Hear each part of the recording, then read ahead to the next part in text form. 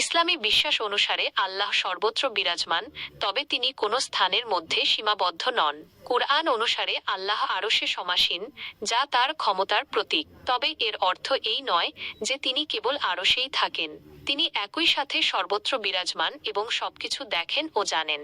কোরআনে বলা হয়েছে তিনি প্রথম এবং তিনি শেষ, তিনি প্রকাশমান এবং তিনি গোপন, এবং তিনি সব বিষয়ে সম্যক পরিজ্ঞাত। সূরা আল হাদিদ 57:3। এর অর্থ হল আল্লাহর কোনো স্থান বা সীমানা নেই, তিনি সবকিছুর ঊর্ধ্বে এবং সবকিছুর মধ্যে বিরাজমান। তাই আল্লাহকে কোনো নির্দিষ্ট স্থানে গিয়ে খুঁজে পাওয়া যাবে না।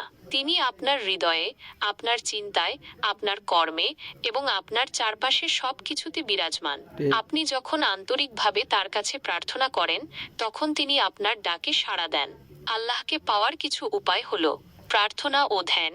নিয়মিত প্রার্থনা ও ধ্যানের মাধ্যমে আল্লাহর সাথে সম্পর্ক স্থাপন করা যায়। কোরআন পাঠ ও অধ্যয়ন।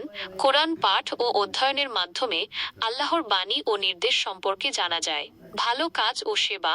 অন্যদের সেবা ও ভালো কাজের মাধ্যমে আল্লাহর সন্তুষ্টি অর্জন করা যায়। সৃষ্ট জগতের প্রতিফলন। আল্লাহর সৃষ্টি জগতের সৌন্দর্য ও জটিলতার মধ্যে তার অস্তিত্বের নিদর্শন খুঁজে পাওয়া যায়।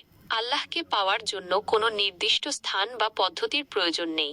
আন্তরিকতা ও বিশ্বাসের মাধ্যমেই তার সান্নিধ্য লাভ করা সম্ভব।